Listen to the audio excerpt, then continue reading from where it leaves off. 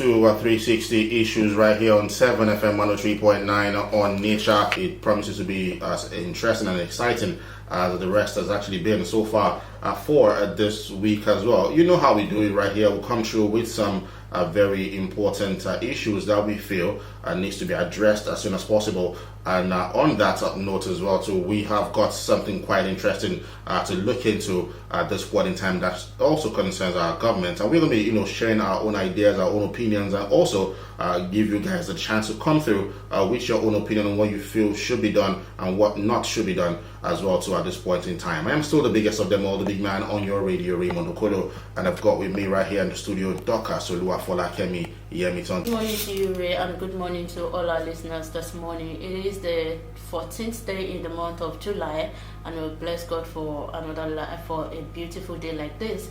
And welcome to the last edition of 360 Issues for this week. And it promises to be interesting, just like he has said. So you are welcome to today's edition.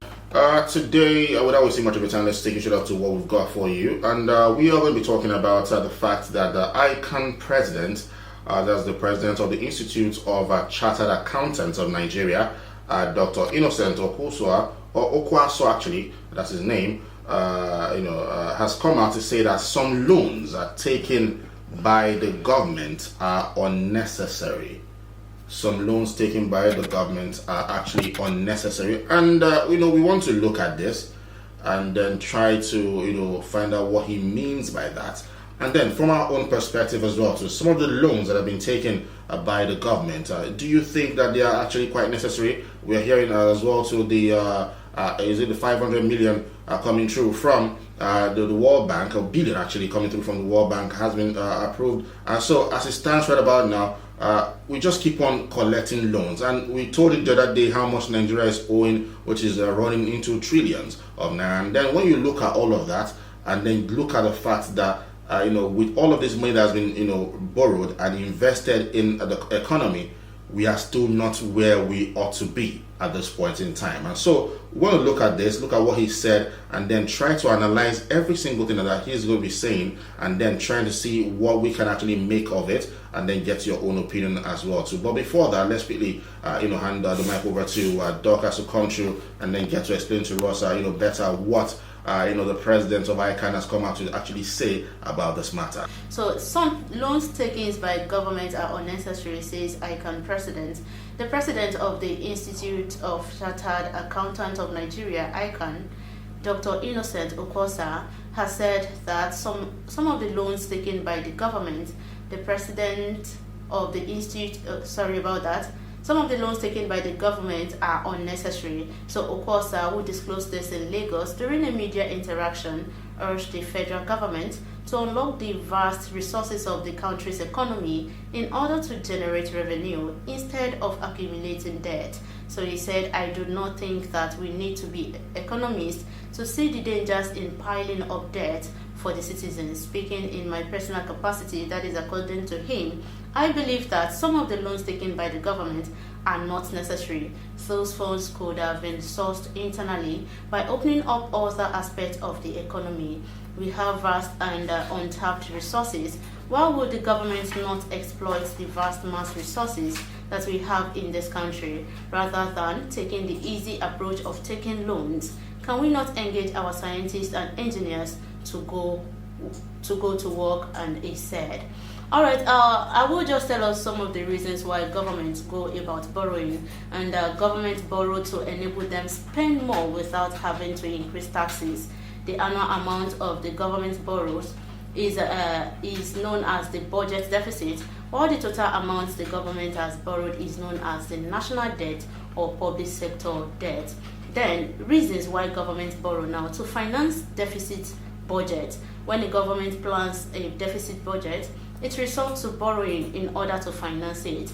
They also borrow in order for tax revenues are less than predicted, whenever tax revenues are less than predicted. So when government needs money and are not sure they will get that money from tax, they resort to borrowing. This helps them not to depend on taxes. to implement their plans. So another thing is fluctuation of national income. So governments may decide to borrow when its total income earned over a period of time falls below expectation. So we need to know the reason why our governments go into borrowing. So another thing is to finance a huge capital project.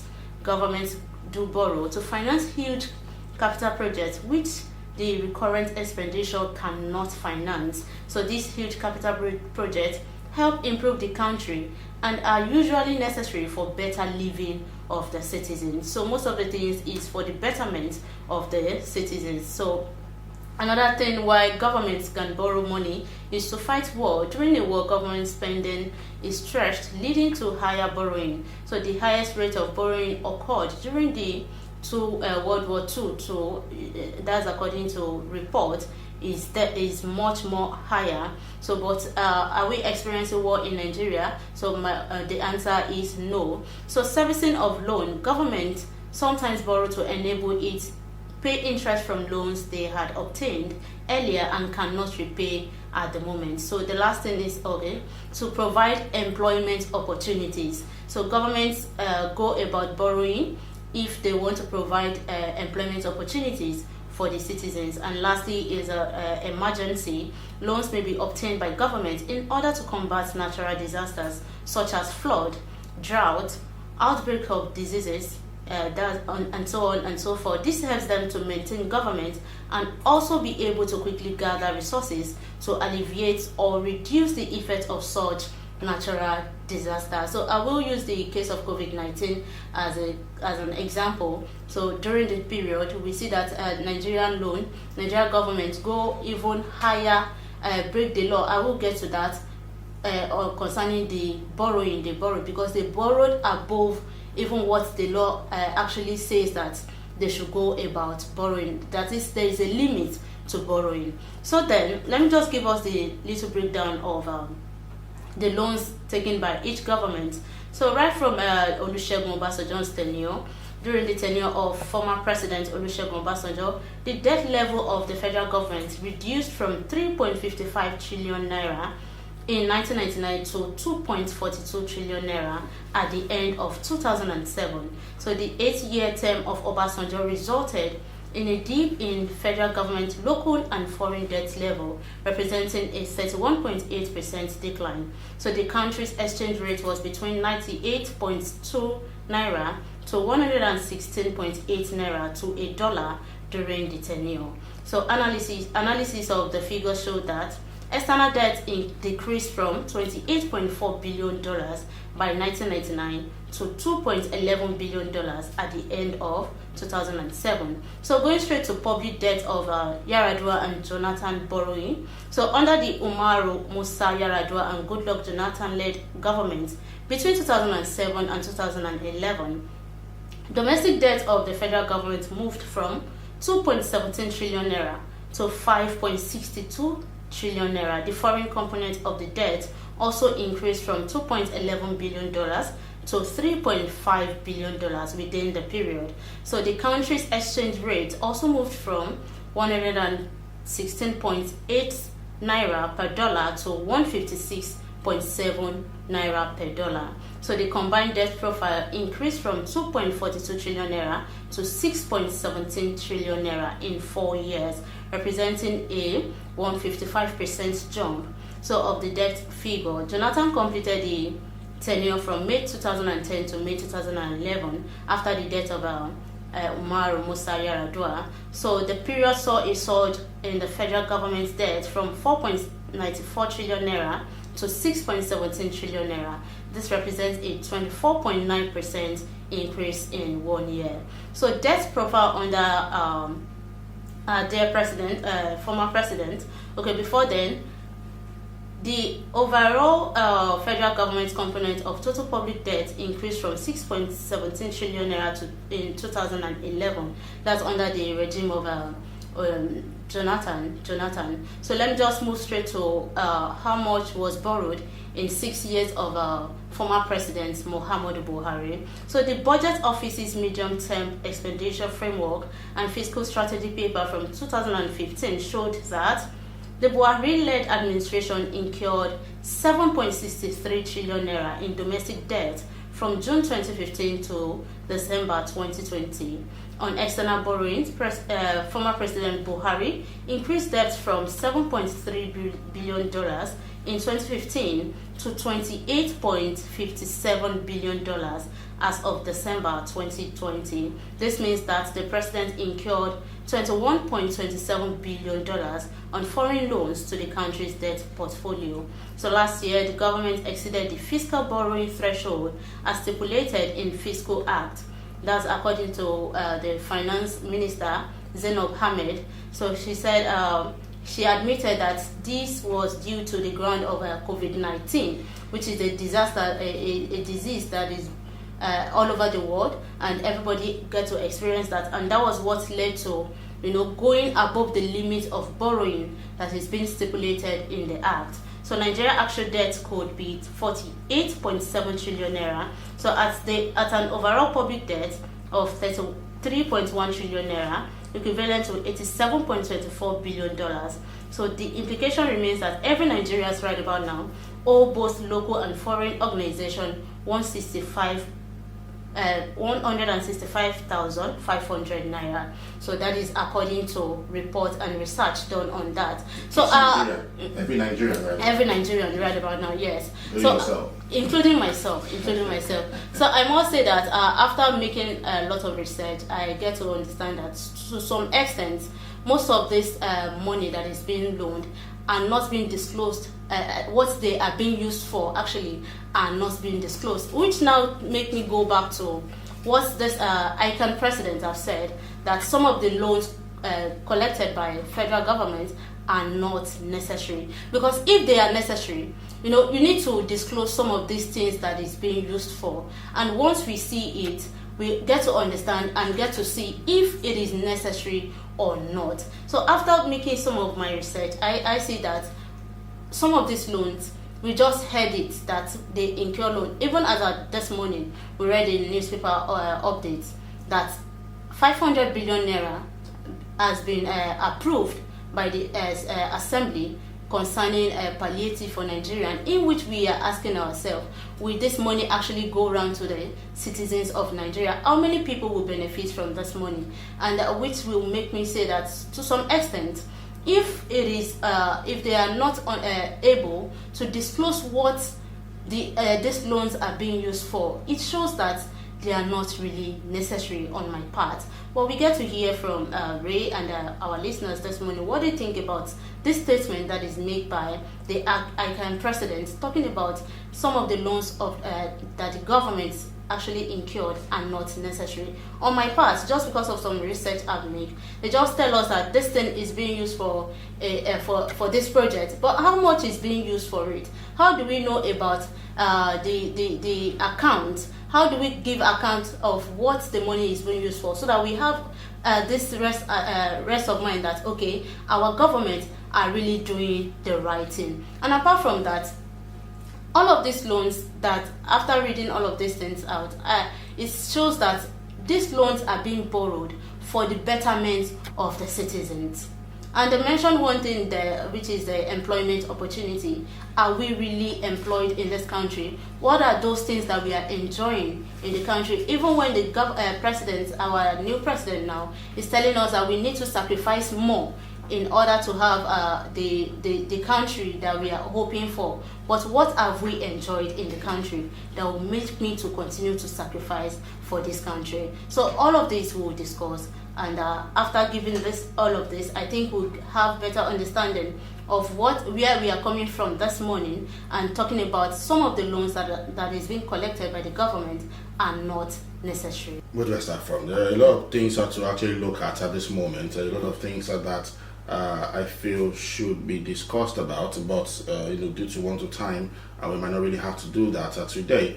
But talking about, why is it that Nigeria keeps borrowing in the first place? Borrowing, I must tell you, is not a bad thing. Everybody, borrows.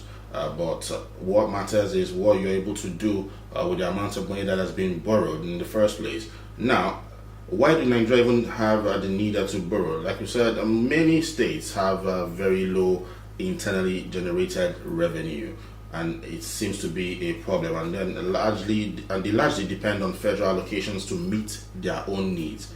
And so when you have a situation like that, where some of the states are not really, being able to make some money that should be enough to take care of some of their needs, they have to rely on the government. And the government, how do they go about, getting to make the money for themselves as well? So these are things that need to be addressed here in Nigeria.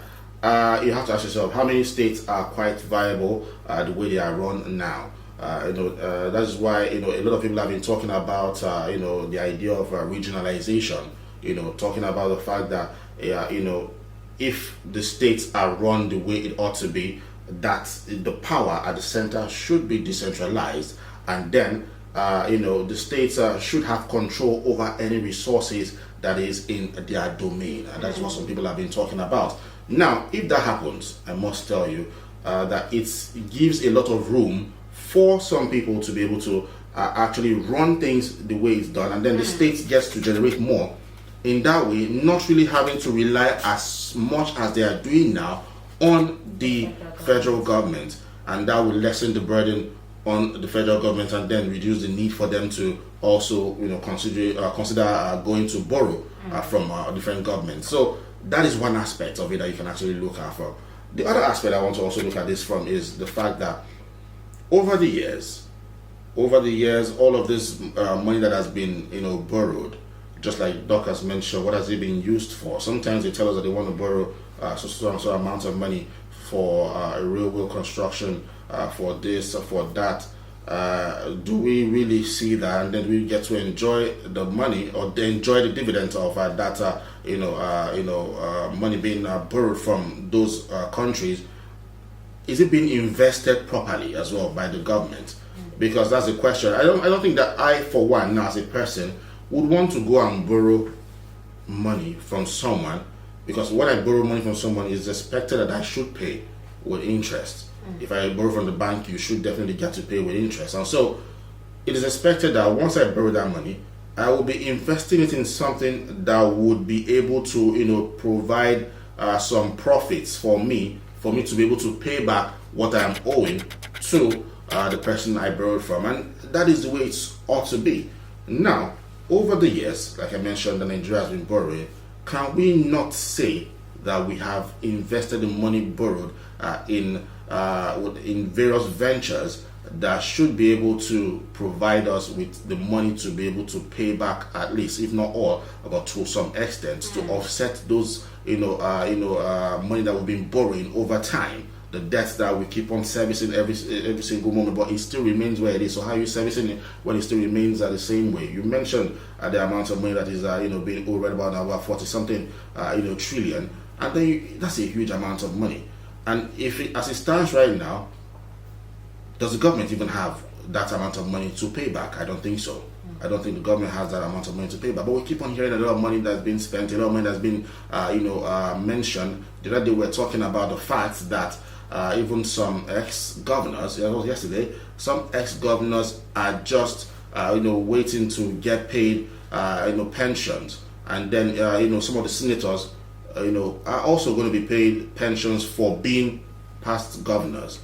And I still ask the question, where would the money come from? Where would that money come from? If you are a civil servant and then you're getting paid, and when you retire, you're paid your pension. Now, you as a governor, you're a civil servant.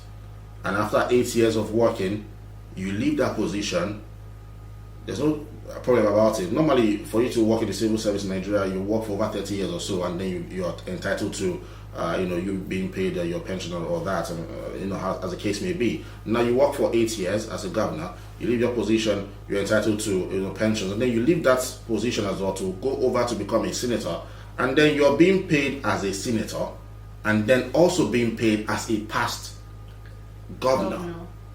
It doesn't really make so much sense. Now, we've spoken a whole lot about the need for people to understand that they have to sacrifice, which is true, because as it stands right about now, things are not going so well in the country. So we are going to have to make some sacrifices. We're going to have to realize that for us to get to where we want to, we need to, at least let go of certain things. And this is a new administration. You can't put all the blame on this new administration because they've just been here for over a month now. So it's not really on them. It was on the past administration that spent 8 years, not really been able to achieve a whole lot in that period of 8 years. And so we're not putting too much blame on this government now.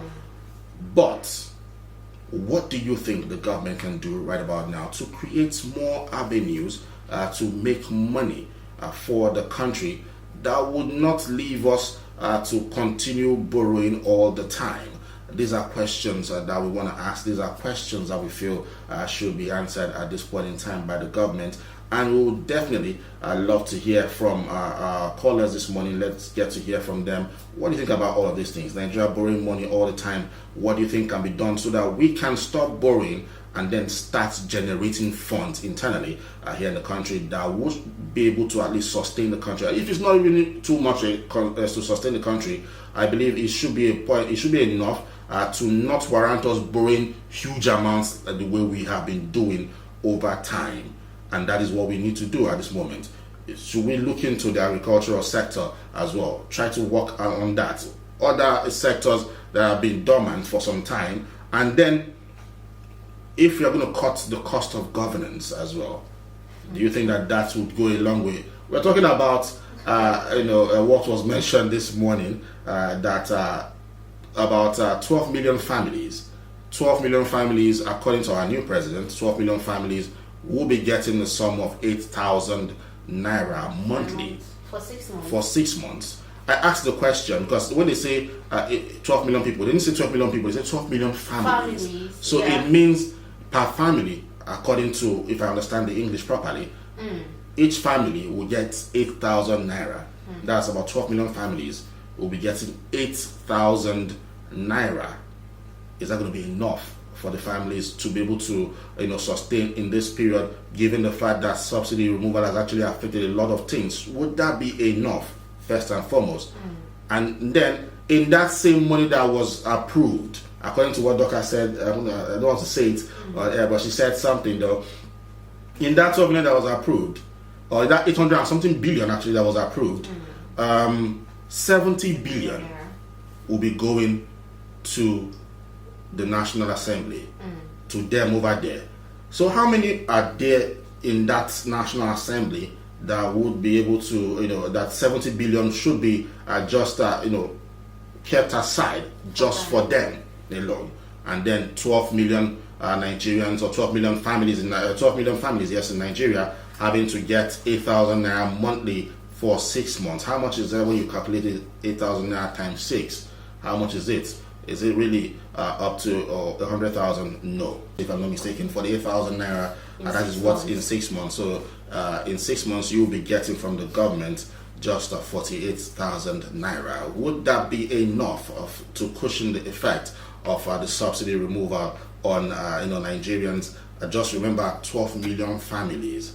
12 million families will be entitled to that amount of money. So a lot of things going on right about now, and we're asking the question: what do you think at this moment can be done to help the country generate funds internally that would help us to stop borrowing? Because we cannot keep on borrowing. A lot of people have been talking about it, that Nigeria should stop borrowing at this moment because the ones that have borrowed we have not been able to pay. So if we have to keep on moving forward, then we must have to find a way to make things better, and then find a way that we can actually generate those funds for ourselves at this moment. One word actually got me there concerning the money for palliative. For this money we had, the 70 billion naira given to the National Assembly is for, are they political vulnerable or what? When we have Nigerians that are, they are actually surviving on just one meal square.